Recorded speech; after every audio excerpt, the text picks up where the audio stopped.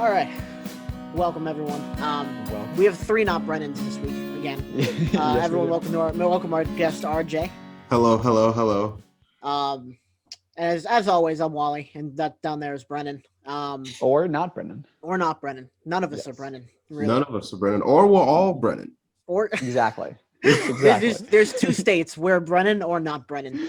Yes. J- Inside you, there are two wolves, Brennan and not Brennan. It's like Schrodinger's Brennan. Yes. Yes. Is he Brennan or not Brennan? We'll never know. He is. Yes, the answer is yes. He is both. Yep.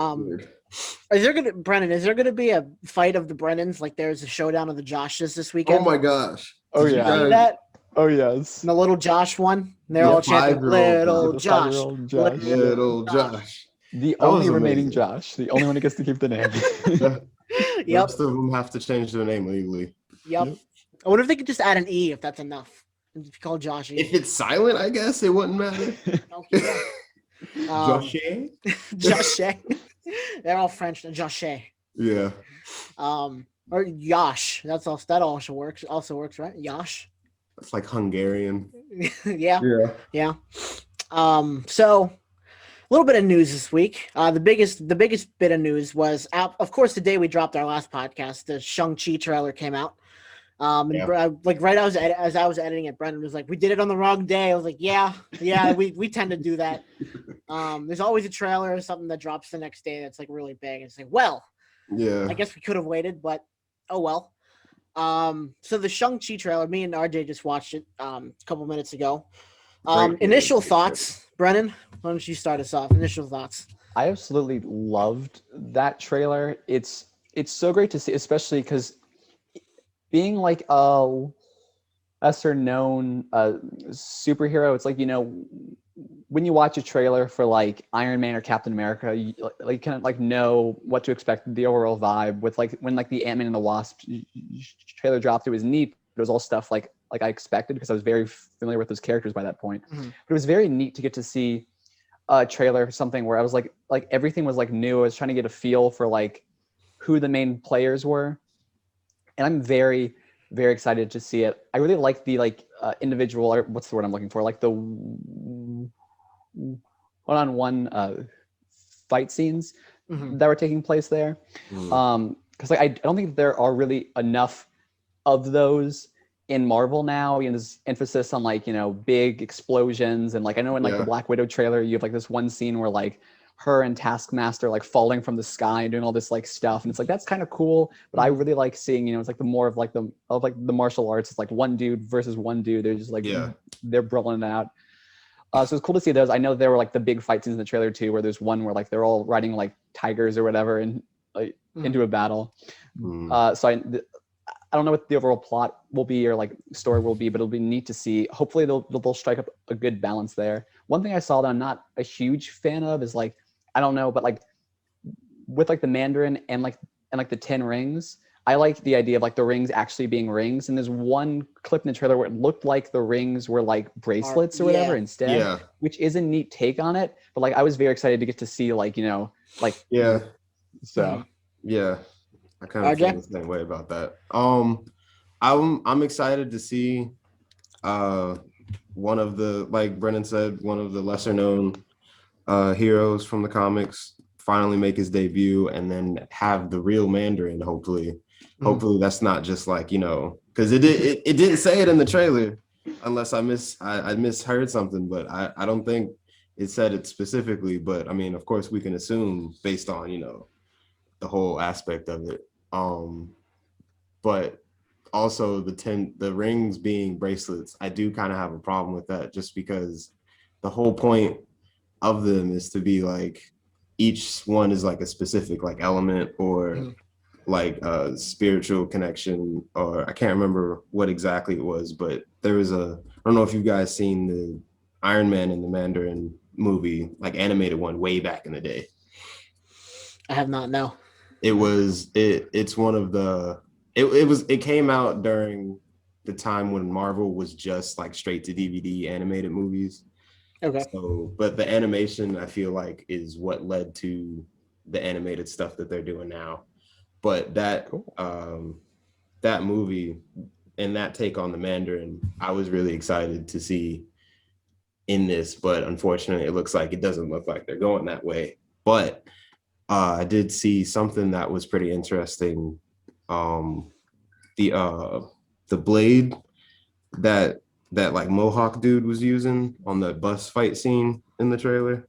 Yeah. It had the same kind of glow as, I can't remember the name of it, but it was the Silver Samurai's sword from the Wolverine movie when he was in Japan. I can't remember the name of it, but I think it was the Muramasa blade that it was, but it's like specifically for cutting. Name escapes me. Wolverine's. Adamantium. Yes. Yeah. Cool. I had fake fan. Am I? But it looked like the same blade, and if they're gonna throw that in there, then that might lead to some pretty interesting tie-ins from back in the day also. Yeah. So hopefully, we'll see something cool. Yeah, that was interesting when you pointed that out when we watched the trailer. I'm excited because not just because like you guys said, we get to see a character from the comics we don't really ever get to see, or that's really ever advertised, but or know about. Yeah, but it opens up both the Hand from the comics and the Daredevil show, as and well Iron as Fist Iron Fist and Daredevil, Elektra, all those kind of like street level martial arts based heroes, which is really cool. And it's cool to actually, I think they might have confirmed it a while ago, but I think it is the real Mandarin. To actually see the real Mandarin, as funny as Ben Kingsley's version of it was, to actually see the real Mandarin will be cool. And to just expand the universe, just the MCU even more, because I was talking to Brennan, and like they've expanded it to a couple of different places now, because you have the Mystic side of the MCU with Doctor Strange, Wanda. You have the more militaristic side with Captain America. You're gonna have the more technology side with Ant-Man, and then the Ant-Man, Ironheart, stuff like that. And then this opens up the kind of like almost like more like the street fighting, martial arts, classical fighting type movies, which is really cool.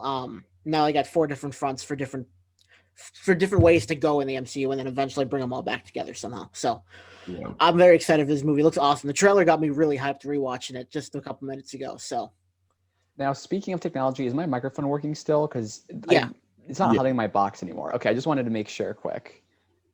Cool. It'll come up with like the little thing, and then it'll eventually go over to you. Yeah. Okay. Yeah, it's not doing it on my screen for some reason now. So. Okay. If my sound just cuts out in the middle of this, just let me know, and hopefully I can figure out some way to fix that. Then I have to do editing, which I didn't do this time. I just kept it in there. I was like, I don't feel like editing this out. So, but yeah, I'm very excited for this movie. It looks awesome. It said fall that it was coming out. September 3rd, I want to say. Yeah, it's coming out really early in September. Okay. Yeah, hopefully we'll be able to go see it in the theaters. Yeah. That would be nice. One thing with the bracelets versus rings or whatever, one thing I liked about the rings in like all of the images I've seen of the Mandarin is like they're all like very unique style rings. Yeah. They all have their each kind of vibe. And the bracelets looked exactly the same. It looked like it was like just the exact same bracelet, just 10 times. Yeah. Hopefully they're not the rings. Hopefully they're just like power enhancing bracelets or whatever. But yeah, I'm hoping to get actual rings. That's like the one thing I want out of this movie. Yeah, me too. And maybe we'll get like some sort of origin of those rings. So I think they're cosmic energy rings, if I remember in the comics. Maybe we'll get some sort of origin of them in the Eternals. We have heard nothing about, by the way. I think that comes out before Shang Chi. But the Eternals is actually coming out in November now. Oh, okay. So they pushed it back behind Shang Chi. Okay. Yes. The Eternals, you said? Yes. Yeah. Okay. We've heard nothing about that. Yeah, it's crazy how we've gotten trailers for everything else pretty much except the Eternals. It was supposed to come out in November of last year. Mm-hmm. And they got pushed back because of the pandemic. It is kind of weird that we haven't seen anything for that though. They might have had to like reshoot some stuff or something. Yeah, maybe. But I guess we'll see. Not even a teaser though. It's weird. Yeah, we've gotten like 8 trailers for Black Widow, which I'm sure if you pieced it all together, you have them a whole movie. Yeah. But we've got nothing for the Eternals. So whatever. Yeah. I guess Yeah. maybe we'll get something soon. But I am excited to see this whole new cast of characters in in Shang-Chi and all that. One character.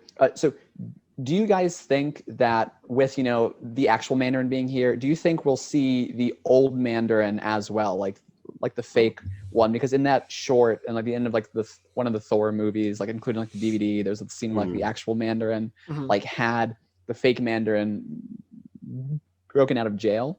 Do you think we'll see him in this movie, or do you think that he's just dead now? That's interesting. I don't know. It's a very interesting possibility. I feel like if they do, it'll just be for the gag of it, just like a quick throwaway cameo or something. It might even just be like an extra end credit scene or something that they throw in. It's like, oh hey, you remember him? Yeah. But I really don't want to see him anymore because that one little gag and then that Iron Man movie specifically, I just think was kind of, I don't know, they could have done so much more. Yeah. I like that movie though. I do like Iron Man 3. It's a good movie. It's not bad. But, that was a bit odd though. Yeah, it kind of had a weird mix. It has, it has that kind of like, I don't know what to call it, but like Marvel's been doing it in a couple movies where it's like there's this person who you think is the villain, and then you find out that like there's actually like a different villain here. There's somebody else. Like in that movie, you thought the villain was the Mandarin, but it turned out the real villain was the dude's name who I can't remember. Oh yeah, Justin Hammer. Justin Hammer, yeah. No, that one was Iron Man 2. Oh, that was Iron Man 2? Yeah. Oh. Yeah. Was it the guy who did AIM though? Yeah, it was the guy who did AIM. Yeah. I have no idea. I remember what his name was. Was it not Justin Hammer? Oh no, you're right. That because they're playing off of that with the what is it called? The War Machine show they're doing. Armor Wars? Yeah. Oh, okay. Huh. We'll get to that later, actually. Because I think some people have tied something in with Falcon and the Winter Soldier with that. Yeah. But I think Iron Man 2 had that same kind of trope where there was like someone who you thought was the villain. They kind of turned out to be like not the. I don't know. But I'm hoping that just I don't know. You kind of need to just get a small little like Easter egg or cameo thing of the old Mandarin, but obviously he won't be central to the story. I hope if they structure it in a way that'd be so weird. Like an end credit scene with like the real Mandarin being like, "So you pretended to be me?" Yeah. Or like something like that. Just to kill him, like just kind of like a little Easter egg. Yeah.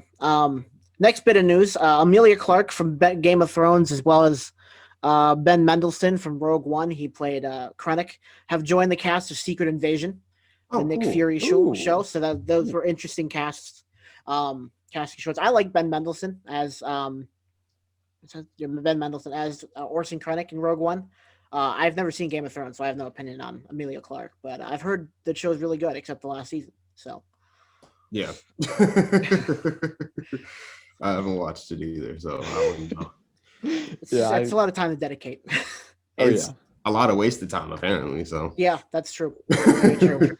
Elizabeth Olsen commented on Doctor Strange 2 earlier this week by saying, and I quote, "It's a bonkers movie. They're definitely going for the horror show vibe." That's hilarious. Which that's good to know at least. Oh yeah. That's another place that they're gonna go with this and what's his name? Blade.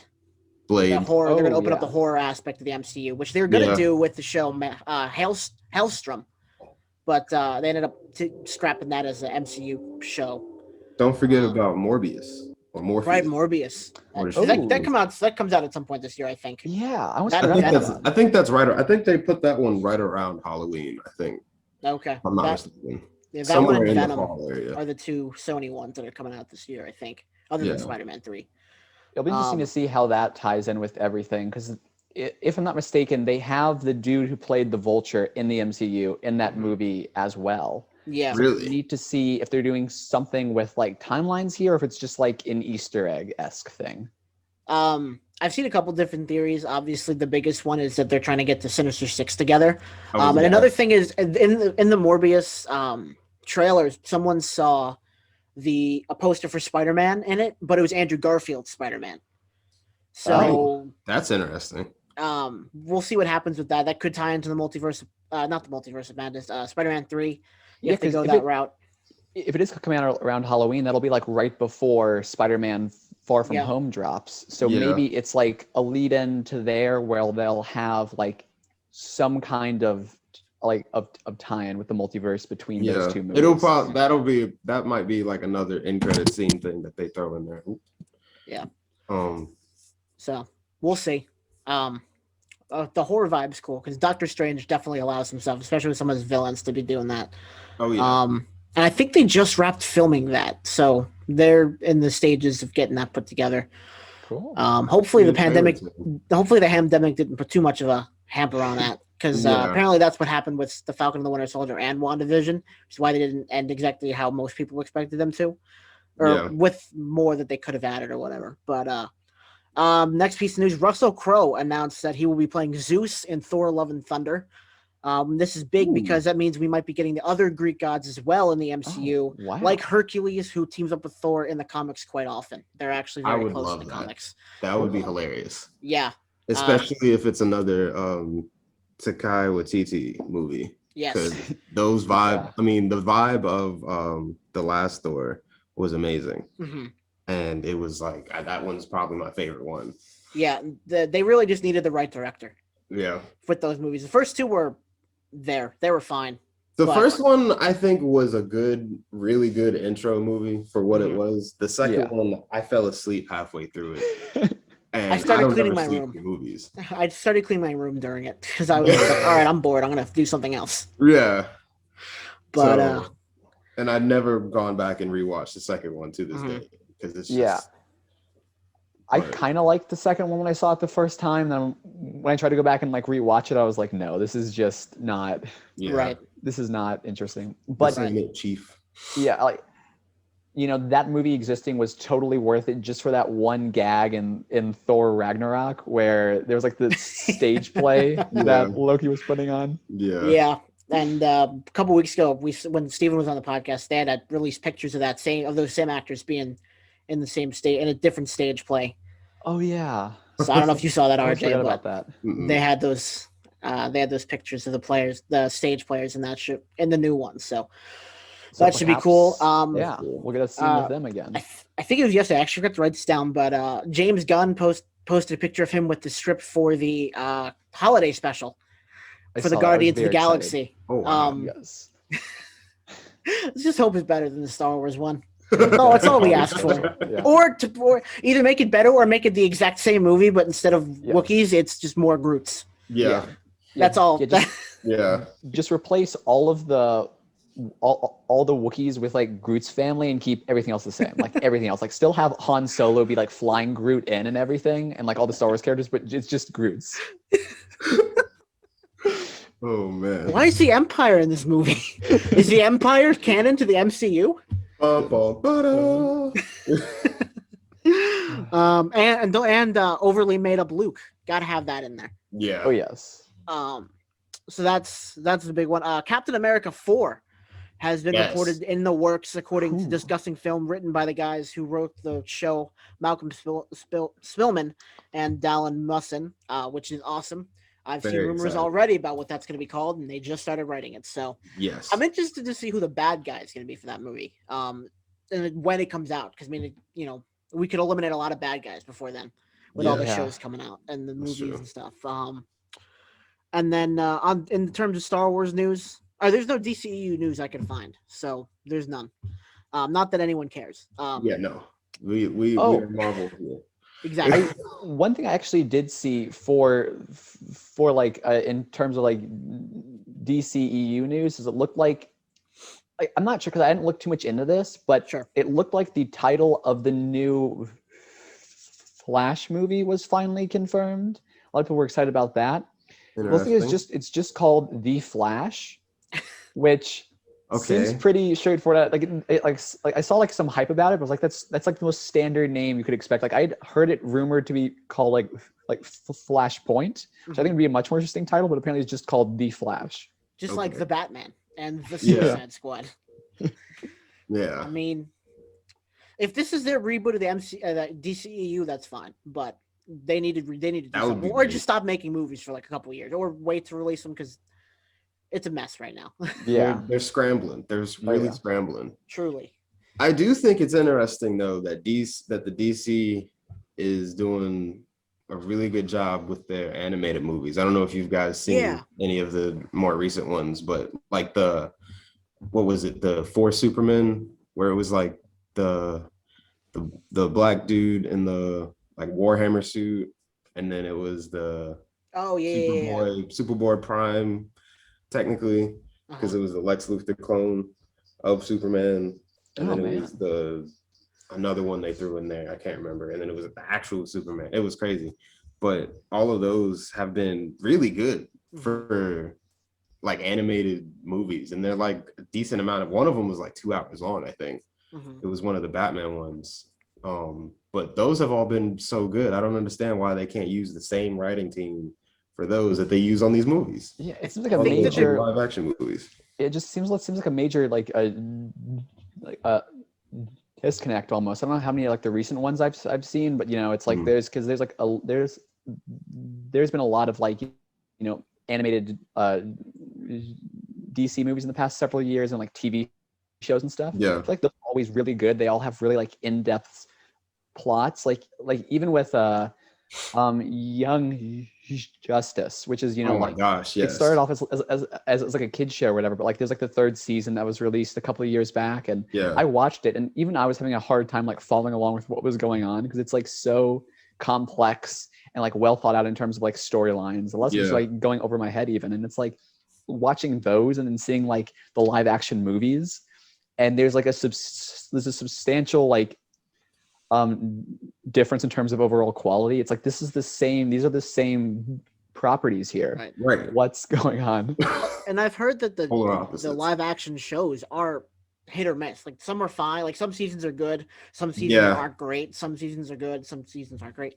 But like they at least have a better consistency. At least you know what you're gonna get. Like it's either bad or good. That's true. Whereas DCU is just like it might be okay. I mean, I stopped watching The Flash, the show on the CW, after the season with Savitar. Because after that, it was just like, okay, now you're just dragging along Harrison Wells for no reason. You absolutely stopped at the right place, because I am still watching that series, and there's still more Harrison Wells, and it is not improved at all. I didn't expect it to. That's why I had to stop. I like seasons 1 and 2, and honestly, after those 2 seasons, it just kind of goes downhill a lot. And like it's still a fun show to just have on in the background. But if you're trying to follow along with the plot, don't, because it's so contrived at this point. It is so contrived. Yeah, that's basically what I've heard from most of them. Like the Green Arrow, I've heard the Green Arrow show is good, but that too, I heard it went on for too long. Yeah, Arrow was super great. Its first 2 seasons were great as well. After its first 2 seasons, again, it kind of there was like a tiny drop for season 3. Then season 4 was bad. 5 was back up there, and then like it just like a straight like nosedive for everything after. Yeah, but again, they're on better quality than the DCU, and it's just so weird because they all come from the same property. I feel like it's probably the executives at Warner Brothers, probably, right? Because it could be a lot darker than it is. Like, I mean, you saw the Zack Snyder cut did. I mean, you saw how much. I mean, there's a lot of slow-mo in it, so I mean, it probably could have been shorter, but I mean, it still got a lot more people talking. A lot of people thought it was better because the creative decisions were up to the people making the movie, not the studio. So yeah, I still need to watch it at some point, because I have heard that it is like a significant improvement over the old version. I mean, the old version was more watchable for me, at least, because it's like an hour and a half long compared to like 4 hours. Yeah. But like hopefully I'll be able to set 4 hours aside one day, or an hour a day for like 4 days, and like make it all the way through, because like I have heard it's good. But yeah, there's just that, because like for this series, it's like the one live action series that I've liked the most of DC was the live action Constantine series that had like half a season and then was canceled because it was like even like the worst time slot on like like a network that hadn't done anything related to DC before. Wasn't that one connected to the Legends of Tomorrow show? Like very like they brought in the same character with the same actor, but they like rewrote his backstory entirely Okay. from that series. Like, and it's kind of upsetting because that series was like, it was very rough. Its quality is like so inconsistent, but like it had a great storyline for most of it and an overall arc, and it ends on like the worst cliffhanger that it could almost. Just the fact that it will never get resolved, and we'll never probably see a Constantine series that ever, it's such a niche character. Although I think there is something being done with Constantine on like HBO Max. I don't know like exactly what though. It's like not Matt Ryan, which I think is a shame because Matt Ryan did that character very well. Even I think it Tomorrow, where it's like a different tone. It's he I still think it was well. John the Keanu Reeves. I think he's doing the new Constantine. Man, I'm not as into that. I do think Keanu Reeves does some roles well, but I don't think he can do Constantine well. I don't know. There was one movie he was in that was kind of the same vibe as Constantine. I can't remember the exact name of it, but it was Bill and Ted's Excellent Adventure. No, I'm kidding. No. But there was some other movie he was in where it was kind of the same vibe as like Constantine in the comics. And I feel like if they're gonna do that, it might have the same. They might be trying to do the same thing like with Marvel is going for the horror thing, the horror feel of it. They might be trying to go a little bit more towards that because I saw something with Keanu Reeves doing the new John Wick and something else. I can't remember at the second, but with all of that stuff going on, he's been trying to fit in to stuff for Constantine, and it seems like they might be trying to rip something from one of the animated movies they did with Constantine and Zendaya, the like sorcerer witch or whatever, and Zatanna, and all of them. That whole like that part of DC would be really exciting to see live action. I feel like. They announced a couple weeks ago that they're doing an HBO show based on Zatanna. So they cool. What you're talking about, Hey, that's cool. Sweet.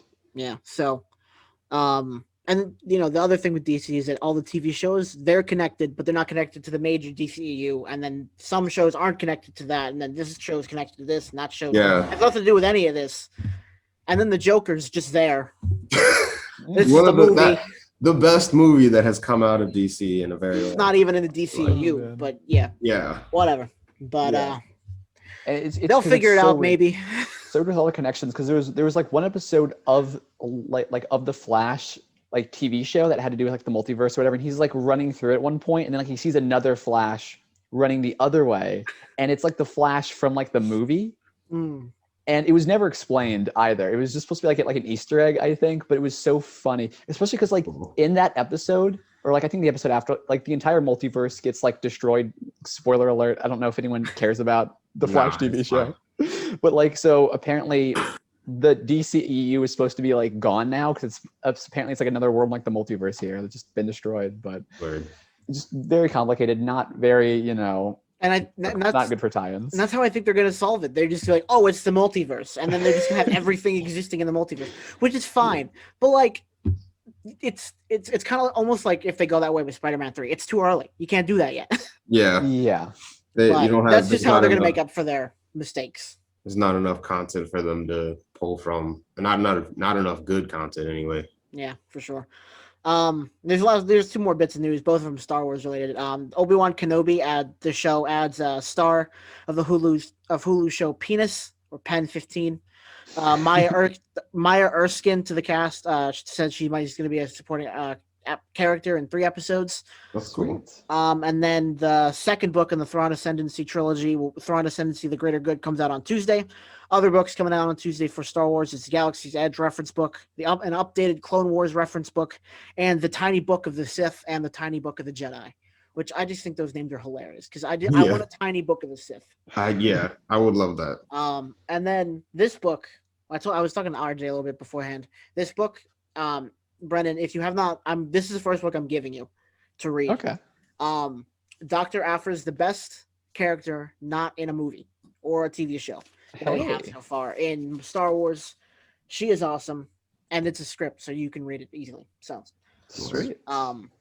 yeah, that's all I got for news. If there's anything else to be discussed, let's go right ahead. But otherwise, I think it's time to get to the Falcon and the Winter Soldier, Oh yes. which The moment we we've had all the been waiting finale, for. the finale on Friday. What a Yeah. finale. And RJ, Yes. oh, okay. We're not going to go through the episode like we normally do, but I think we should just give our overarching thoughts of it, and then Right. we'll go deeper into it. So RJ, why don't you start us off? Actually, I was gonna ask No? if I could hear both of you guys' opinions first. Yeah, sure. Ooh, Brennan, do you want to go okay. first? Sure, yeah. I can go first. I'm having to usually us doing like the walk through the episode helps me refresh my memory. Do you want to that, do the like, that walkthrough? We happens can do the here. walkthrough. I'm trying to remember really quickly what happens. One of the things that I really like that I was really hoping for when we talked about like the last episode when he had he was opening like his new suit and everything, and just throughout the whole series, I was like, I don't want the very last scene of this series to be him finally becoming Captain America here. I want it to be established before the very last scene that he is Captain America now. Yeah.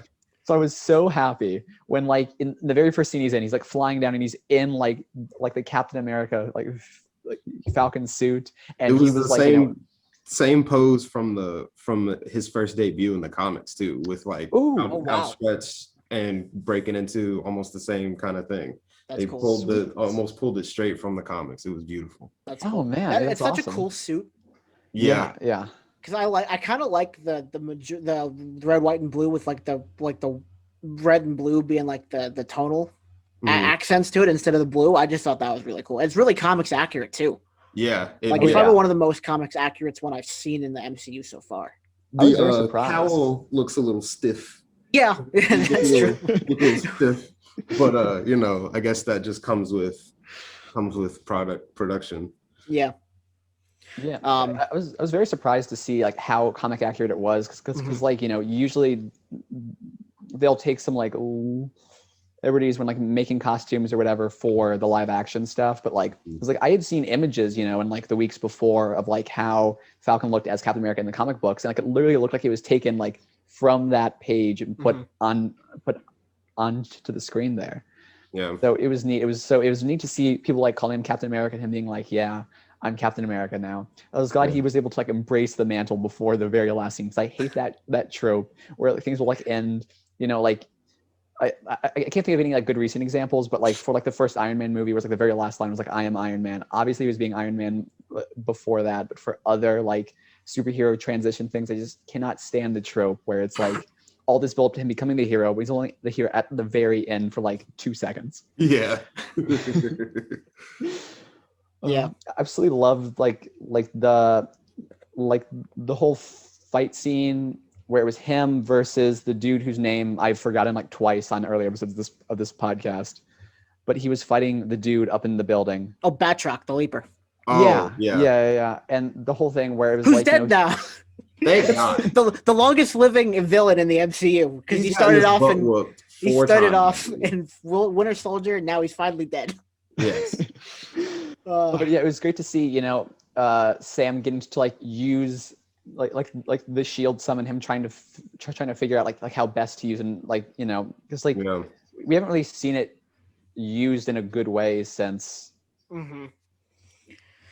Avengers the Endgame probably. I think it was used some of that. I don't think it was used a whole lot because he didn't have it in Infinity War. Yeah, so I don't think we've really seen it used extensively in a while. Right. By an actual Captain America, not by a US agent. Right. Yeah. Oh man. So yeah, it was I really like seeing that. It was neat, and the whole rescue scene. I did feel the past episodes they did build up well to this in terms of the scenes that were tied into this, all of them related well to what was going on. There's still I still feel the pacing and length of some scenes in other episodes were weren't really balanced well with regards to the whole thing. I think they spent a little too much time focusing on certain things and enough time focusing on other things, but the things that they did focus on ultimately I think did build up well to this in terms of tone. It was cool to see the Falcon chasing some guys, and like the Winter Soldier chasing other guys. It was good to see U.S. Agent choose to save people at one point instead of doing what he wanted to do. It also kind of makes it more confusing now. It's like, is he supposed to be the bad guy for later on? Is he like, kind of good? Are we supposed to be seeing him as this morally gray character? Because I'm kind of seeing him as a morally gray character. I hope so. Yeah. Which usually for Marvel, it's like very cut and dry almost, like good guys, bad guys. So it's kind of weird to see them like experimenting with this new, like, here's a rotating cast of characters. They could be good. They could be bad, but that does seem to be the direction that they're going in with Baron Zemo and U.S. Agent now. Yeah, I agree. What was your this question for both of you, but what's your opinion on the Flag Smashers? I feel like I'm gonna say really quickly. I feel like they may have been good characters to include in like something else, but they just felt very out of place throughout all of the Falcon and the Winter Soldier here. Even at the very end, it was like, was the focus really ever on them? Right. Yeah. I feel like they could have done a little bit more if they were going to throw them in there like that. Mm-hmm. Yeah. Because it's not like a brand new villain that they just created or anything. That it's from the comics, but in the comics it's a little bit more. He's one person. Yeah, it's more focused in on what's actually going on and why they're doing what they're doing, as opposed to it being like a revolution kind of thing. Right. I am glad to see that they were taken care of, I guess. But I don't know if you guys noticed that, but there were 2 paddy wagons that they were loaded into, and only one of them exploded. Right. So, Interesting. with what's her name, Val DeFontaine or whatever, with her coming in and doing her thing, I feel like there might be something. They might bring a couple of them back, maybe. Yeah. I mean, they have the super soldier serum. There's no way an explosion like that could have killed every single one of them. Right. I feel like if they're gonna have them in there, there's got to be more to it. There has to be more of like a bigger picture thing.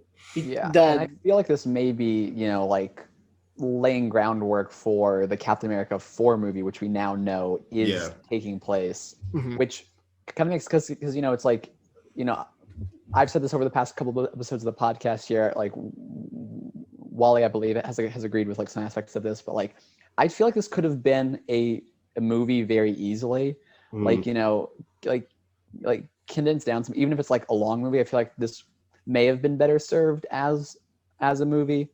There were some points earlier on where like I do like how it ultimately ended, but to me it feels like an idea that started off as a movie and they were like, hey, let's turn this into like a TV series here. Yeah, it'll be interesting when the Captain America 4 comes out to see what exactly it's like. Yeah, I actually read an article the other day about that, about how when they first brought up the idea of doing the Falcon and the Winter Soldier, it was supposed to be like a movie, kind of like how it was supposed to be like a movie tie-in into the like Captain America universe, not like a necessarily.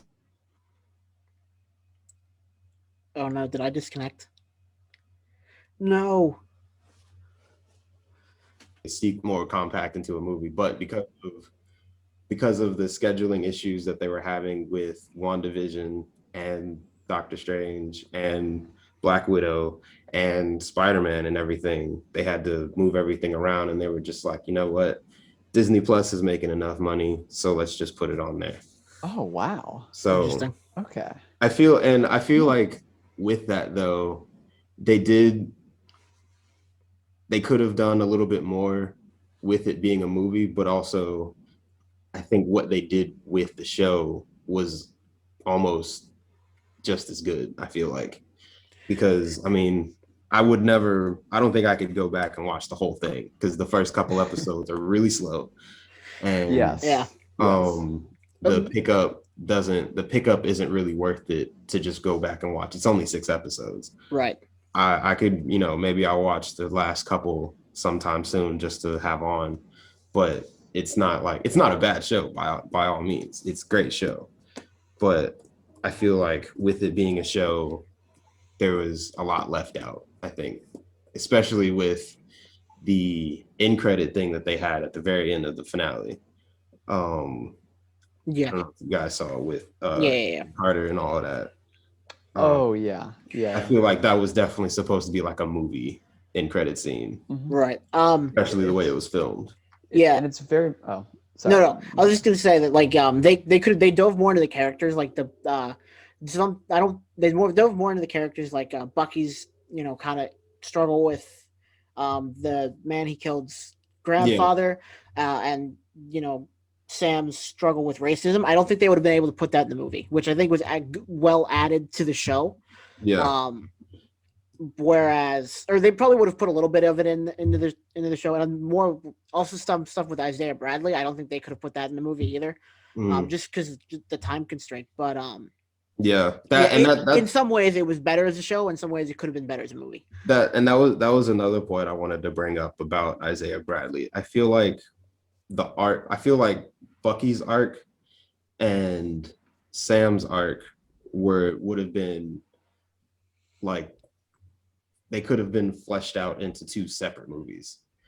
And especially with Bucky, because I really wanted to see more of people. I thought they were going to do like more of a montage with the people of crossing off his list. I was hoping for that too. I was hoping for something like that to like see more of like his struggle and experience there. Yeah. It's instead of my name is Earl, it's my name is the Winter Soldier. Yeah, but especially with the Isaiah Bradley and Sam's arc, that part of the show, I feel like needed its own entire movie, because there was so much more that they could have put in there, and there was a couple Easter eggs in there also. I feel like that not a lot of people would really notice if they're not either from around that area or if they don't know history that well. But the neighborhood that Isaiah lives in is actually the same neighborhood that Martin Luther King lived in.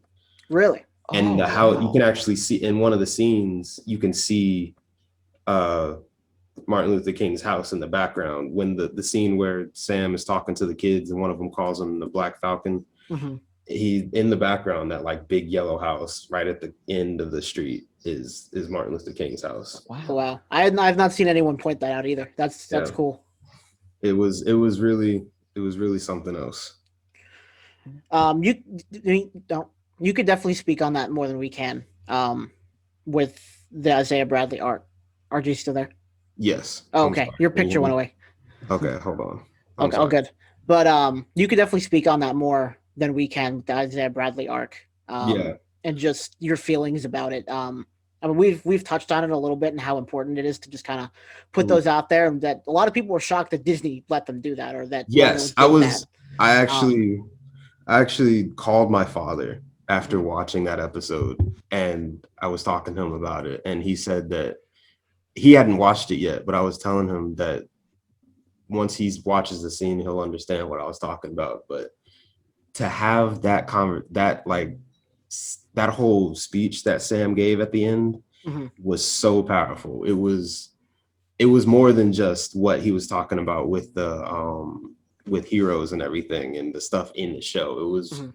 It was like in the world right now, that scene is more important than some of the other crazier things that's happened recently, like with I don't want to get too political, but with the George Floyd murder, the cop finally got the verdict was completely guilty. That was huge. But this scene, I feel like, puts a huge impact and backs that up even more as to why it's so important for somebody like Sam to have the mantle of Captain America. I mean, even Isaiah said it himself. Having the world would never accept that. But Sam came up and said, well, guess what? That's too bad, because I am Captain America now. And you're just going to have to deal with it. Yeah, That was an awesome speech at the end there that he gave. This is the whole the I was kind of in the same camp as being surprised that Disney went there, but I'm so glad that they did. Yes. Because it's very important, and I think those themes may come up again in Captain America 4. Oh, they will, especially with Sam being Captain America officially now. That I feel like that's going to be the whole point of the movie. Mm-hmm. Is at least I hope so. Yeah, and it stays true to the comics too. Yes, he went through the same struggle in the comics. Yeah, accepted as Captain America. And I think he's gonna. I mean, he's not. It's not a real person, but the character of Captain America now, he's gonna go through the same thing in real life with real people too. Like some people aren't. I've already seen comments like, "Oh, he's not the real Captain America already." Like he is. Accept it. Yeah, right. It's crazy. One really good analogy Isaiah made when he was talking to Sam was about the Tuckasegee Airmen, the Red Tails. Mm-hmm. How everything that they did for the war was, if they hadn't been around, there's a good possibility we wouldn't have gotten through the way that we did. Right. They had such an impact on what was going on, not only with the missions that they were carrying out, the bombing runs, all of that stuff, but the actual them being an entire squadron of Black people with actual rank in the military, and still, as soon as the war is over, they come home completely degraded, completely forgot about until the movie came out. And then they were, and I don't know if that happened before or after, but they were experimented on too. Yeah, same exact thing too with Isaiah and his squad, with him going and saving his entire squad. I feel like there was a very good comparison of Isaiah being Captain America when he was, and John Walker being Captain America, because they the same exact thing. John saved his squad, Isaiah saved his squad. The only difference, Isaiah had super soldier serum, and he had it was like an undercover thing. So they had the ability to wash it away as if nobody knew about it. Right. But with John, it's like he's out in the open. He is Captain America, and then he goes and kills somebody, and all they do is take away his rank as Captain America. And they give him a slap on the wrist and say, "Don't." Right. It's like no, yeah. It was ridiculous. But to have Isaiah thrown in prison for 30 years after saving his squad and then coming back with almost all of them, and it was beautiful to finally see him get a statue in the same museum as Captain America. That was really big too. Yeah, I like that ending as well. I cried. Yeah, absolutely. I was crying. I was full blown sobbing. I have no emotions, so I don't I didn't cry throughout the show. I didn't cry at WandaVision. I probably should have, but I didn't, because I have no soul. I at least saw the importance in everything though. But yeah, but like with those scenes, the only wish I have with it is there was more of that sprinkled throughout the series. More of those discussions, more of those conversations, more in depth. But I mean, it's even like what you said before, just the fact that Disney included that at all. So to the extent it did is, I'm really hoping that for Captain America 4, it's they keep this momentum going with all that, and they just don't say it's oh, that was all fixed and the Falcon and the Winter Soldier can move on to other stuff. It's no, this is this is an ongoing issue in the real world. It needs to be an ongoing issue in here to help continue those conversations. Yeah. One of the things that kind of did confuse me about the ending with the statue and and all that is in earlier episodes I had thought that Isaiah was oh, it's I have to to stay in. It's I'm fake name and everything. So they'll, because if they know that I'm still out here, it's they won't let my story be out. They won't let me live. And it's now he has now obviously there is knowledge that he's out there. Or maybe or is it not actually tied to him as a person? Because I guess they could just have the statue and not let the story get out. But I kind of felt it was weird that all of a sudden, all his concerns about them not wanting this knowledge to get out, suddenly it was just all okay and like smoothed over there. Well, that was kind of the whole point of Sam's speech at the end is him saying, you know, this is the history that you guys have built this mantle on. So you need to have this history displayed. There was a really good, I watched a video yesterday about the scene right very at the beginning of the show when Sam is like looking at the shield. You're not looking at Sam looking at the shield, you're looking at the shield's reflection, or the case of it reflecting off of him, and he's like transparent. Oh. And it's like, that's a huge thing, because if you look at the history of Black people in general, going all the way back to slavery, it's kind of, you know, what really happened is very alluded to, and nothing is very like out in the open, like this is what happened, until, you know, just recently in the past 20 years, 20, 30 years, they've been starting to put out these, you know, big art exhibits and stuff. And, you know, all of these big exhibitions of what actually is happening and what happened and what is still happening even today with the shootings and everything. It's a very good comparison as to, it used to be like transparent, like a transparent thing. You couldn't really see it for what it was until the very end of the show, when Sam has a statue out and the speech on the news where everybody can see what he's saying. It's like, that's like, you no longer can hide from this. This is what it is. I'm Captain America. This is who we are as a people. You have to deal with this. The showrunners of the show were spectacular with that kind of stuff. Yeah. Sorry, but go ahead, Brennan. I was gonna say, like, I really like that, like, interpretation there. Yeah, like that's, yeah. I really like you know, it's like how powerful all these scenes and metaphors and stuff are, especially like it's great. Like there's like there are a lot of great parts for like going back and it's like rewatching and like reanalyzing things. It's like, you know, it'd be a lot easier if this was like a movie, because like with action-y stuff, I much prefer to have a movie or whatever to put on and play for a TV show with, like, you know, 6 hours. But it's still like, you know, this holds like a very special place in all of the MCU now. Yeah. Very big turning point. I saw an analysis on the Isaiah Bradley statue at the end as kind of like the U.S. saying, "Oh yeah, we made a mistake. Here you go," and then just kind of sweeping it back under the rug. I was like, "Oh yeah, here we did this performative thing," and I thought that was an interesting analysis of it. But I think it's all kind of how you take it. Yeah. How that goes.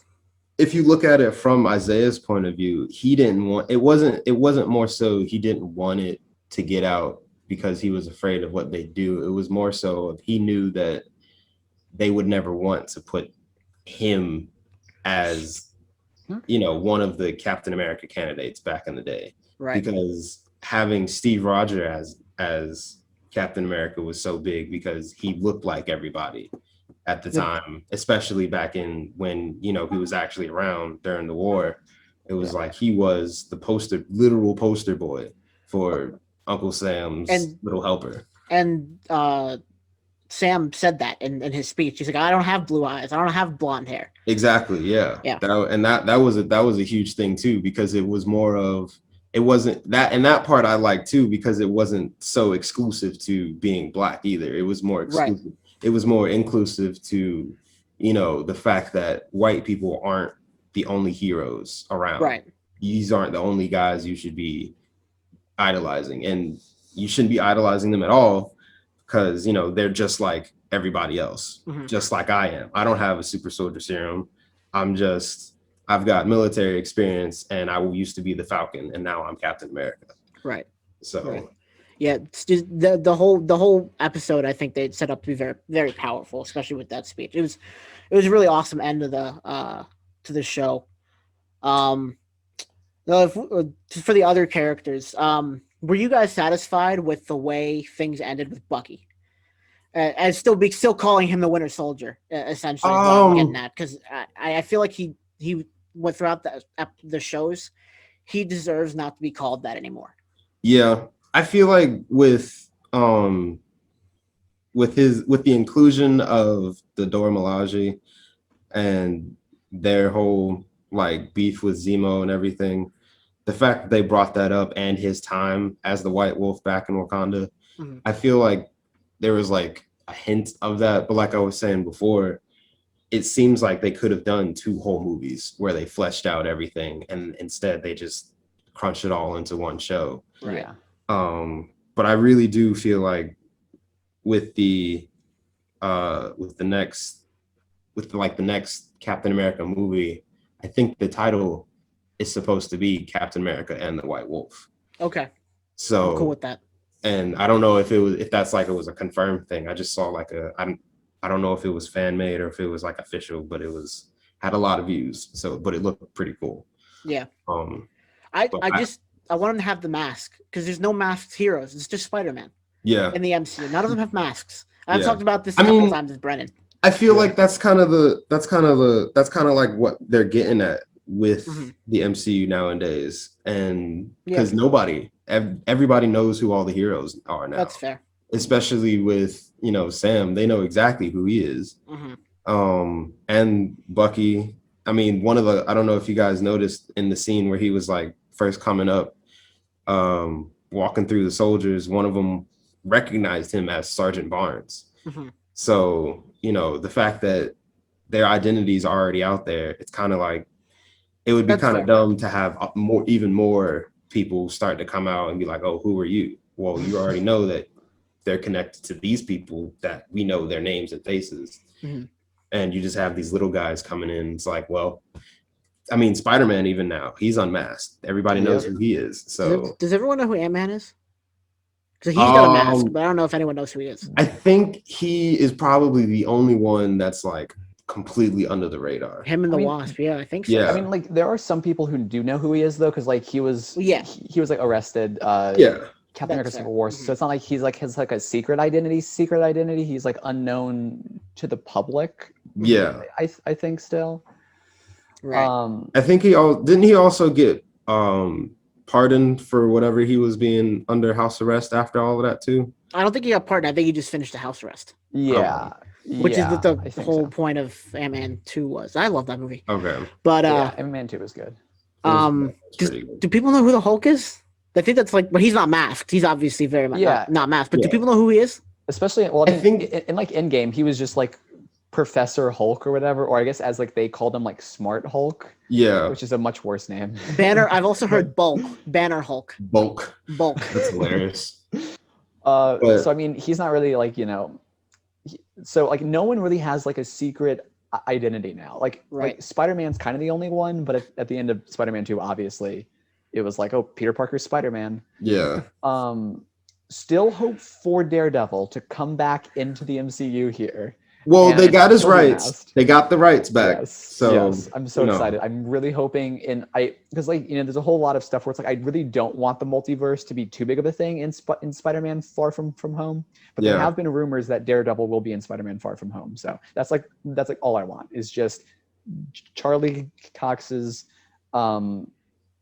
like his interpretation like of Daredevil just on the screen there. It was a fantastic show. With Doc Ock coming out, like the actor, I can't remember his name. Yeah, Alfred Molina. Yeah, he came out straight up, was like, "Yeah, I'm a minute. It's me. Yes. He's like, I don't care. You guys already know that it was me, so there's no point in hiding it. Come on now." It's like Andrew Garfield. You were going to worry about him. All right, don't worry about me. I won't spoil. Hey, guess what, guys? I'm going to be in the movie, and here's what's going to happen. Right. What? Right, and you're 60. You're not supposed to be doing this shit. Doesn't care. He's 60 years old. Oh man. Would you, if you were 60 years old, still getting paid $3 billion to do a movie with some 24-year-old that's just getting started? Come on. No, I wish easy money. Easy money. Now, if he comes back for another one, they just got to hold him and Tom Holland in the same basement. I feel like they could have some really good chemistry on screen, so Yeah. We'll see. But we'll see about that one. But wait, what were we even talking about? I don't remember. I have two more questions for you guys about the Falcon and the Winter Soldier here. So we're gonna start with like the easier one. What do you guys think of like it ending where it says like, you know, it's not the Falcon, it's the Falcon and Winter Soldier logo, but it says Captain America and the Winter Soldier. I like the fact that it was Captain America, but the fact that like what you guys were talking about, like how the Winter Soldier's arc, it's like, should he really be called that now? I wish they would have like changed his name there. Me too. Yeah, I like the Captain America part. This is the issue with a lot of people. People are like, why are you still calling him the Winter Soldier? He's earned not to be called that anymore. Yeah, I feel like we were saying earlier, with it being such a time constrained show, there wasn't enough for his arc to be fleshed out. So they were like, we can't really throw that in there officially yet. But I feel like with the movie, that'll be like they might pick up like right after all of that. And it'll be just a continuation, maybe. But I really do like the change from the Falcon to Captain America. That was really powerful for me, at least. I mean, like I was talking about earlier, the fact he's just planting himself as the Captain America for the time being. Yeah, and he didn't really give him an option. He's like, I am Captain America, deal with it. The US. Yeah, right. And he, even when the first thing he said to somebody was, who are you? I'm Captain America. And I was like, damn right. That's right. Exactly. Get it straight. Yeah. What was the other question, Brennan? Oh, yeah. So one of the, like, you know, starting in episode 3, one of the questions for the last four episodes is kind of like, who is the power broker? And obviously in episode 6 we find out that it's I always get her first name wrong. Is it Sharon or Sharon Carter? Yeah. It is Agent 13. So yeah, so when it got to episode 6, I don't think there was any doubt in anyone's mind that it probably would be her, because there was no one else it was hinted at being, and they're not gonna like introduce like a new character at the very end there, at least. I mean, they should have. I feel like it was a very big reveal earlier in the show that they were like, this is what's going on, you can pick it up if you want. But she had a whole club to herself. She owned an art gallery with a club worked into it, and she was running everything there, and she had all of these original pieces of artwork and everything. The fact that she has all of this, there's no way that you can just look at that and just say, okay, she just went to Madripoor and had fun. No, she has connections. She's got people working for her. She's the one that's, you know, causing all of these problems in the behind the scenes. So I feel. And the episode she debuted in was called The Power Broker. It's not even like it was a big I know they work it up to be this big reveal, and that's I think the issue with these shows. The same thing with WandaVision. We kind of knew already because it was dragged out over this many weeks. I'm like, we know it's not a big reveal anymore. But in the movie, it's just like, whoa, the Power Broker. But like, no, not here. It's just like we didn't get enough time to think about it. You know, I personally think what's gonna happen with Sharon Carter. There's a couple things. One, I hope she ends up somehow making more super soldier serum and creating Red Hulk on accident. Yes. I also think she'll be the antagonist in Armor Wars. That would be interesting. Because, you know, like she said at the end, well, we got all these government guns, all this government technology at our disposal for anyone who wants it. And the whole point of Armor Wars is Stark's technology getting in the wrong hands. Maybe the U.S. government has Stark's technology now, and then she's going to sell it to all these people. So there's more for her to do. I don't like the way they did. I think they did her character wrong in this show. I don't think they gave her enough. Yeah. Or they hit anything very well. But speaking of the technology and the Armor Wars, did you guys notice the color of the smoke bombs that were being used? Like the one that Sharon Carter used on that one dude to incinerate his face. It was green. And the shape, the actual shape of the bombs in the scene from when he was in the beginning of the episode 6 when they rolled them out. Mm-hmm. Those look almost exactly like goblin bombs. Yeah. So the fact that she was talking about all of the stuff on the phone, and we're gonna have all these government secrets, and more than just us are gonna benefit. Mm-hmm. She could be talking about Sword. She could be talking about Oscorp. She could be talking about AIM. Mhm. AIM is a really big one. I'm excited to see if they're going to throw that in. I thought that's what was going to be in WandaVision, but it turned out to be Sword. Right. But having Sword in there is just kind of like AIM is coming, you know. Right. Well, So And like there's AIM rumors is already that- in the MCU, right? Yeah. 'Cause yes, I think but not Fitz as was in fleshed the out as third it. one. Yeah, Yeah. Okay. not nearly as fleshed out. Because as soon as they bring AIM in, who's the big bad of AIM? Murdoch. MODOK, yeah. Come Who's on. getting his new Yes. show? He's getting his own show, which does not look very good. But Are you talking about the little animated Adult Yeah, Swim that's- show? That's not, that doesn't count. That's, no, I know. It doesn't look very good. I mean, it looks funny. It looks funny, but Yeah, that's fair. But it doesn't look very like content worthy. no. And then apparently Oscorp is rumored to be in the new Spider-Man. So they're rumored to take over the old Avengers Tower. That'll be Oscorp. Okay, So that would be cool.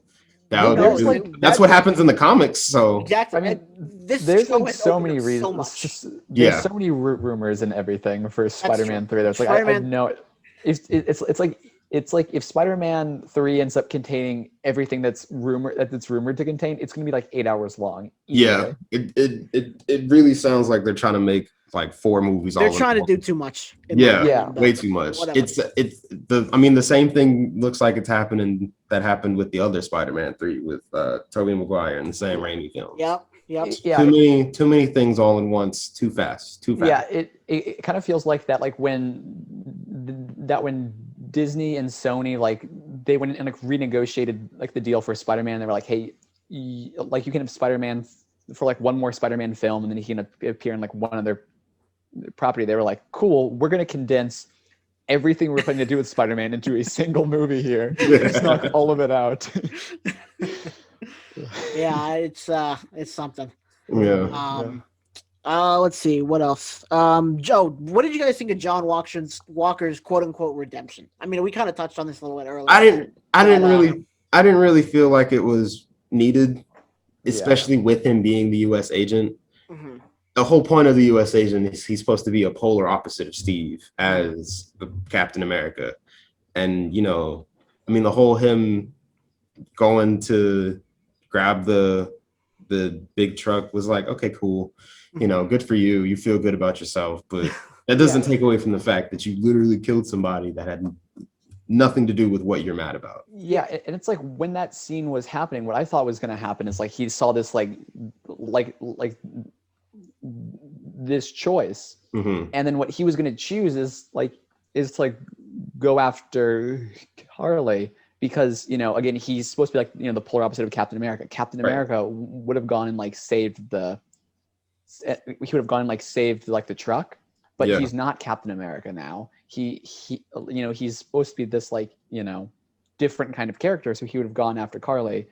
And then we would have this scene where like the Falcon comes down, like he saves the truck or whatever. And ended up being that anyway, because he wasn't even able to end up saving the truck. And that's the craziest part too. Yeah, it kind of felt like a weird thing. Like it would have almost made sense if he had ended up saving the truck, because then that would have been something else for his character. But like he couldn't save the truck, and he also lost out on, you know. I feel like that scene in particular was more geared towards being as like a platform for saying, you know, this is the real Captain America, as opposed to, because it just seemed really out of place for John's arc coming from the other episodes where he's just like, I gotta get revenge for Lamar. I gotta get revenge for the boy. It's like you're flip-flopping with the guy and you're making it really confusing, but maybe that's going to be the whole point of his character. He's going to be like a really confused, really just insane character. I don't know. I mean, with the Thunderbolts and the Secret Invasion and everything,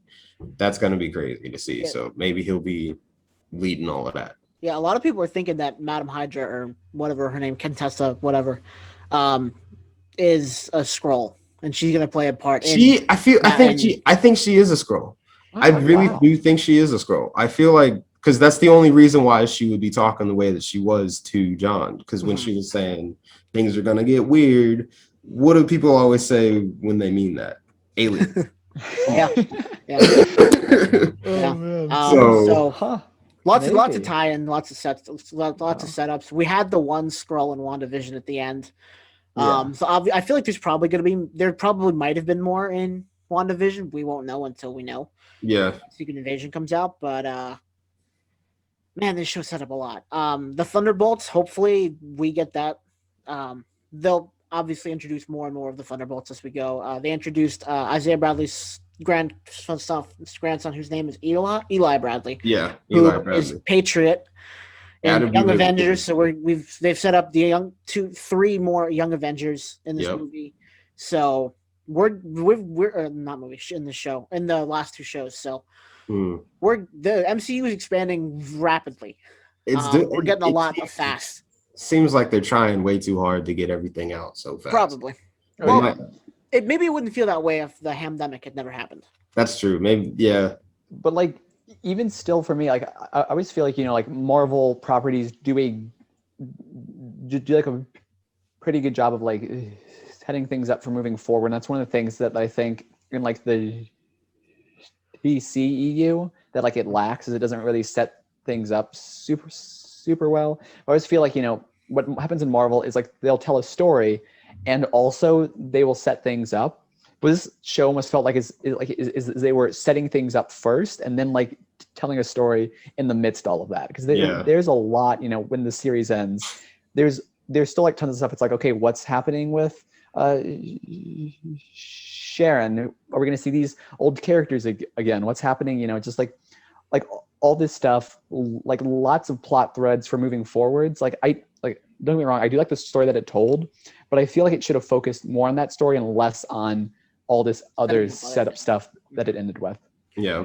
My last thought on this show is that the character Torres, they set him up to be Falcon like he is in the comics, and then they did nothing with him, leaving us once again without a Latino character. Hero in the MCU that wasn't just used as like a side character. Yeah. Comedic relief. And I feel like that was the next one we're gonna get, or the first one we're gonna get, Selma Hayek in the Eternals, but she's not even playing a Latino.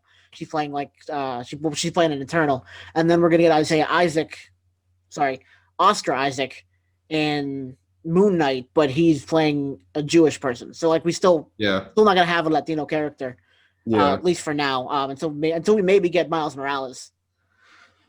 I don't think we're gonna get that anytime. I feel like I think they are gonna build up to having Torres as the Falcon, because he literally gave him the wings. Yeah. And I think that was another plot point that was crunched down because of time constraints and trying to push it into a show instead of a movie. Mm-hmm. I feel like that could have been like a sub story of the Falcon movie that would have been him being Captain America, but that's true.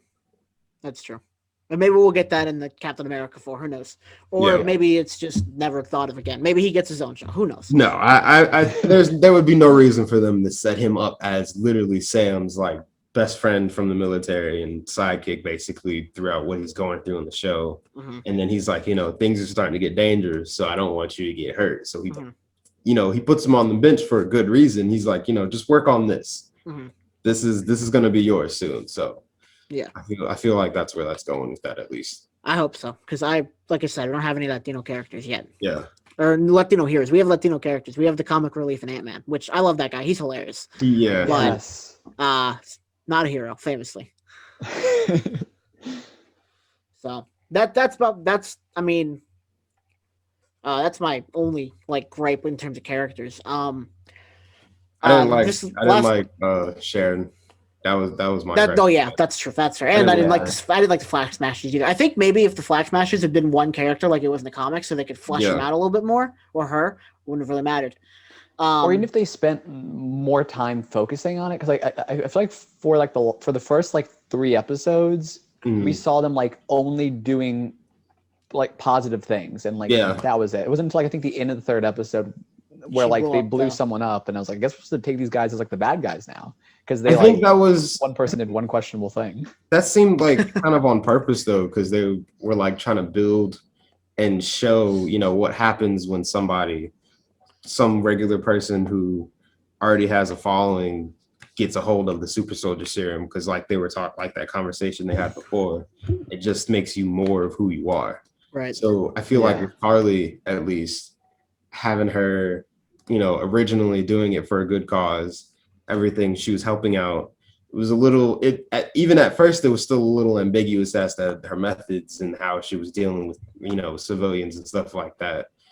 And it seemed very kind of like selfish, like she was only helping the people that would help her first. Like she was kind of like a give and take kind of thing, instead of just overarching, what she was talking about and preaching about, being a resistance, helping everybody. But it was just only helping out. Are you going to help me? Cool, thanks. I got you later. Right. Are you going to help me? Nope. Okay. See you later. That kind of thing. I just wish, like, for like, it being like supposedly like the main villain throughout the series, they just had spent like a little more time focusing in on them, because like, with like John Walker, even like we saw him prior to being Captain America, got some insight into like his mind, we saw a lot of like the Falcon and the Winter Soldiers, like they were on like their hero journey or whatever. But like when we first see Carly, it's like she's already taken the serum, she's already like on this path. We don't get to see anything of like how her mind is is working, really. So it just kind of felt like a wasted opportunity. Kind of felt like it was crammed too much in there for what is supposedly supposed to be like the major villain of the story. Yeah. And I think they tried to go into it when they were talking about who she was trying to save with the super soldier serum, but it was like so fast and so like almost like it's sweeping under the rug. It didn't matter. I mean, apparently she died before she could get it to her anyway. So I really do think that could have been like a nice arc, but just the way it was so rushed. Yeah. Two more questions about the Flag Smashers. One, would this show have been fine without them? I feel like as like a plot point, it could have been, something else. Mm-hmm. It could have been, instead of giving it a name, it could have just been like, the resisting it's starting to build up or something, and then it's just Carly doing, her thing, because they start to not even refer to them as the Flag Smashers at one point. Oh, you're right. So, I feel like they could have definitely had something else in place of that, of them, but as overarching conflict, it was pretty all right. I basically have the exact same thing to say, where like I definitely think there needed to be some kind of external conflict there to like bring it's like the Falcon and John Walker in on kind of like opposing sides, like the same side, but like the methods they're using are different. But like it didn't need to be, this like huge big thing that it ended up being, where like they were trying to make them, it's like the main villains or whatever. It's like I think that the main conflict of the story should have just been like the back and forth between John Walker and the Falcon over who should be Captain America. I think like the Flag Smashers storyline kind of like detracted from it more than it added. It helped, provide that back and forth for them to kind of like fight over methods, but it being such like a central part of the storyline, it just took time away from the back and forth. Next question: did Carly need to die? Yes. Okay. Because if they were going to keep her in, they would have to had to work her back into the power broker issue and worked her, or have Val come in and be like, okay, I want you as one of my soldiers now, or something like that. But because there was no interaction or anything between Carly and all of them, I feel like just having her live on would have been just like, okay, she's there, but what she's gonna do, ultimately making Zemo right, saying you have to kill her, or she's not gonna stop. And I feel like that was a really big thing too with Zemo's whole thing and how he set up the execution at the end of it, where he ended up getting the last laugh anyway, where he destroyed all of the serums except for the one that John got, but then also took out the rest of, or so we're supposed to assume, took out the rest of the Flag Smashers. But I feel like that if they were just gonna leave her, I mean, that would have been cool to still have the Flag Smasher there as a character. But I think that's gonna be, I think they're gonna use somebody else for that if they're gonna bring that back at all. And I definitely am of the same mindset as well. Like where I do think, she had to die, at least for like the sake of like the story, because with the whole potential conflict again, like, with Captain America, that, like, that had to be, how it ended, with, not with like the villain being defeated, but the hero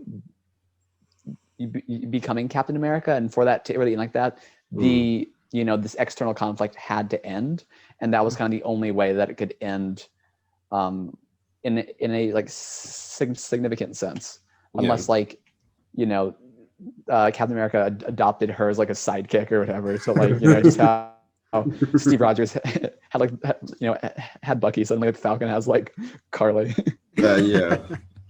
And then the last thing, someone online, I believe it was Straw Hat Goofy on TikTok. He was saying that the Flag Smashers were kind of not obviously not an homage, but they were kind of like their idea was kind of like the people of all lives matter, whereas like they have maybe good intentions, but at the same time they're doing it so wrong because it's not how it works. Yeah, that's interesting. I thought that was an interesting that's really interesting, correlation there. Especially when she apologized for killing Battlestar Lamar. That's his name. Yeah. And she's like, well, his life didn't matter to my cause. He's like, his life didn't matter. And I think that was a little bit callback to that. The all lives matter, but not really. Yeah. I mean, that's an unusual. It's like an interesting kind of take. I can kind of see some parallels there. Yeah. I'm not sure if I would quite say it's like they're as closely related as like that may have indicated there, but it is like a neat way of kind of looking at things. Yeah. I just thought it was an interesting take that I could share. But yeah, that's all I got to say. You guys got anything else to say about the show, which I think was really awesome? I mean, yeah, it was a very well done. I think even for what it was very well done. Mm-hmm. I really would have liked to see that arc of Sam fleshed out in his own movie, but I feel like that leaves a lot more room for Captain America 4. Mm-hmm. And even with Bucky hopefully finally actually adopting the White Wolf moniker, that would be really cool to BC to have fleshed out in the movie also, or maybe that might be another show that they throw in or something. Mm-hmm. I don't know. Yeah, but we shall see, I guess. Yeah. Brennan? Yep. Yeah. Like overall, I did like the series that we ended up getting. I liked Isaiah. Like Isaiah was probably like my favorite character in the whole series. It was really great to see that side of the MCU. I'm hoping that in Captain America 4, it's like, they don't forget that he existed. Like, that like he comes back or there's some like reference him and just the events of this series in general. And like, yeah. And these kind of topics. I'm hoping that like, with all the buildup we are getting to this Young Avengers series, that we get to see more of those characters soon. Mm-hmm. But yeah, like this is like I'm not sure if this will end up being a rewatchable thing for me or not, just with like the overall length of the series, but there definitely will be some episodes at least. Yeah. That, if like I'm bored of an hour, I'll just go and like put them up. Mm-hmm. But yeah, nice show. I'm very excited for the next upcoming MCU show too. It's like Loki, with how good WandaVision was, and like the overall like cinematic quality of the Falcon and the Winter Soldier. It'll be great to like I do have high hopes for all these series. Mm-hmm. Yeah, and ongoing now. Loki's just gonna be like I've seen a lot of people comparing the two shows that we have out now, WandaVision and Falcon and Winter Soldier. I don't think you can. Like you can obviously have a preference which one you like better, which one you like less. Yeah. But they're just not comparable shows. They're just so different. And Loki's gonna be the same. Vibes. Yeah, Loki's gonna be the same. So I really do like the differentiation and the vibe of like WandaVision was more up feeling, had a little bit more positive feeling, even though the darkness of talking about Wanda's, desperation and her anger and her sadness and all of that. the entire grief process. I thought the way they did that, and then how serious the tone of the Falcon and the Winter Soldier was like, you can't say that these are two of the same kind of shows. These are two different genre of shows focusing on two very largely different topics and two different like areas of the MCU, like the mystic arts, and then the more militaristic style thing. Yeah. Oh yeah. And then like Loki's gonna also kind of be a little bit of the magic, but but also some space stuff, some multiverse stuff. It seems more with Asgard. I mean, the way that Thor explained it, Asgard's magic is just what the rest of the universe considers science anyway.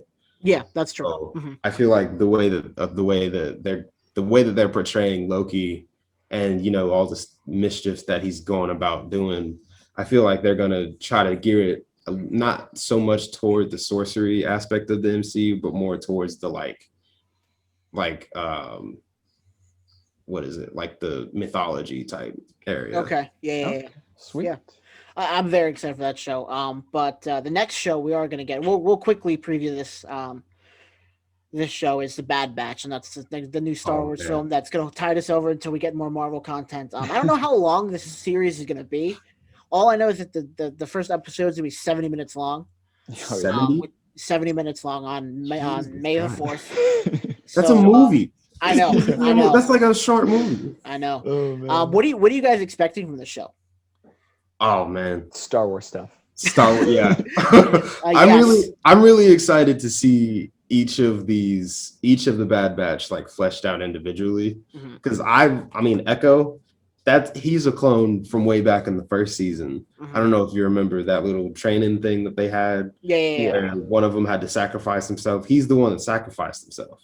Echo, so having him come back, and even having apparently Rex is going to be there too. Yeah, he was in one of the scenes in the trailer. Yeah, having him there, and also Commander Cody might be making an appearance also, or at least we'll find out what happened with him after Order 66, because the show is supposed to be taking place almost immediately after Order 66. After Revenge of the Sith, yeah. Which is fantastic, because like I like the Clone Wars like a lot, and like seeing like a Star Wars Rebels was also neat, but like I like even with that show I like the vibe of the Clone Wars more, and with this show it picking up almost exactly where the Clone Wars left off. It's gonna be very neat to see what happens next, immediately next. We have very little in terms of visual media, not visual media, but TV and movies of what happens after that. Like, I know the book Catalyst goes into when they were making the Death Star, which happens right after that. The newer Vader comics happens after he screams no, then the newest Vader comics pick up. But in terms of TV shows and movies, we haven't gotten anything from this era. Between Rebels and the Clone Wars. We're gonna get Kenobi, which takes place before Rebels, but I think after Solo. So this is a brand new era we're exploring. I think that's really awesome. Yeah. It's really interesting also to see Omega, that little kid. Yeah. Supposed to be the very last clone ever produced. Oh wow. Yeah. I'm really interested to see what they're gonna do. I couldn't tell if it was a boy or a girl, because the voice is very childlike, but I don't know. Anyway, they seem like they're gonna be they might be being trained either for the purpose of being the ultimate Empire trooper, or maybe the whole arc for Omega will be they're learning that maybe the Empire isn't that great. Right. Yeah. The trailer made it very ambiguous whether or not they're on the side of the Empire, or if they're going to go against the Empire, which I think was really cool. Well, that's kind of that's interesting though, because when I watched an analysis thing of the Bad Batch trailer, and they were I can't remember who. I think it was Crosshair. Explained. Either or one of the two. No, Crosshair is one of the clones. Sorry, no, it's probably Comics Explained. He does that. Oh yeah. But with them going, they already have that streak of disobedience, and what's his name? that one general. What's the dude's name? The old dude that's like overlooking the training. Tarkin? Tark, yes. Yeah. He like already okay. knows how disobedient each one of them can be because Yeah. of their mutations and The their Bad Batch. personalities. Yeah, exactly. So I mean, I feel like there's no way that they're gonna start out as, training for, we're gonna be troopers for the Empire. Mm-hmm. But there was a scene also in the trailer where they're fighting actual clone troopers, but they're not killing any of them. They're just disarming them. Mm-hmm. So yeah, it's gonna be interesting. This show's gonna be really cool. Also, let's just give a shout out to D. Bradley Baker. That man sitting in a room talking to himself as every clone oh man. for who knows how many years. Man. Yeah. Just a round of applause. He's been awesome as the clones. He actually is really close. Like when Boba Fett was brought back in The Mandalorian, I didn't realize how closely D. Bradley Baker sounded to the guy who plays Boba Fett. Yeah. Whose name escapes me right now, but yeah, he's just in a room talking to himself for lots of money. So I mean, isn't that what we all want to do? Right. Yeah. I mean, that's pretty much what we all try to do anyway, but we just don't make money off of it. Exactly. Yeah, I do that anyway. Yeah. No money involved there, but yeah. So yeah, so I'm excited. I'm excited for this a lot. Yep. Yeah. So there's lots of stuff to look forward to in like the upcoming months here. We have we have Black Widow, which I believe is dropping soon. July? Is that not May? Or no, No, it's like, they moved it back. Okay. Oh yeah. It did get moved back. And then they gave us another trailer, Again. like one of the Isn't 90 it- trailers. Didn't it get moved back to It's July 9th. July 9th? So we're gonna get I'm very so excited. Loki's the next MCU thing, which is I'm very excited to see Black Widow finally premiere in like the year 2024. Yeah. Yeah. Like they already did a disservice to not Scarlett Johansson, the Black Widow, and Scarlett Johansson by not giving her movie sooner. But now they just keep delaying it. It better be good. There better not be a single problem with this movie. This better be the best Marvel movie in the past 23. I'm excited to see a Taskmaster because he's a villain of a lot of different characters, and he's just an awesome villain. I love the Taskmaster. Taskmaster is one of my favorite Spider-Man villains for sure, because his interaction, just in the video games alone, the interactions with Taskmaster are so funny because he's so serious and such a serious bounty hunter, but then he's fighting people like Spider-Man. Oh yeah. Whips every second, and he's just getting frustrated, and having him fight somebody like Natasha is going to be really interesting because she isn't that serious anymore. But unless this is a movie that takes place back in the day. It takes place, I think, between Infinity War and Civil War, or is it before Civil War? It takes place somewhere around like the Civil War time frame. I think it might take place immediately after Civil War. Okay. I can't remember. Yeah, it's something like that. But she should have had a movie long before this. Yes. Oh yeah. Scarlett Johansson plays the shit out of her. She's awesome. Yeah. Her first appearance in, what was it, Iron Man 2? Mm-hmm. That was amazing. Yes. Mm-hmm. Happy. He's like, oh, should I go easy? And she beats the shit out of him. She's like, oh, God. Land on the floor. Like, no. Speaking of Happy, isn't he going to be making another Spider-Man? Yeah. Everyone is going to be in Spider-Man. Doctor Strange, Wanda. He's just sticking around. Spider-Man, Miles Morales, Spider-Woman. All of them. Doc Ock, Daredevil, Madam Web. Daredevil, yeah. If they somehow managed to put Madam Web in there without letting that get out, I would be very happy. I like Madam Web. I really do like Madam Web. She's really nice to have as a good character arc for Peter. But anyway. Spider-Ham? Spider-Ham. Nope, keep that out. Unless it's John Mulaney. I was just about to say the same thing. Yeah. I don't want only John Mulaney can play. John Mulaney's Spider-Ham, like, there we go. Specifically. Yeah. Only John Mulaney's Spider-Ham. Yeah.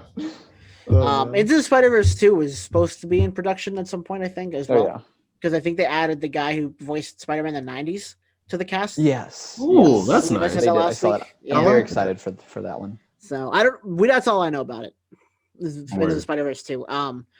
My hope, because there's a short run of Venom comics called Into the Venomverse, and I want that now.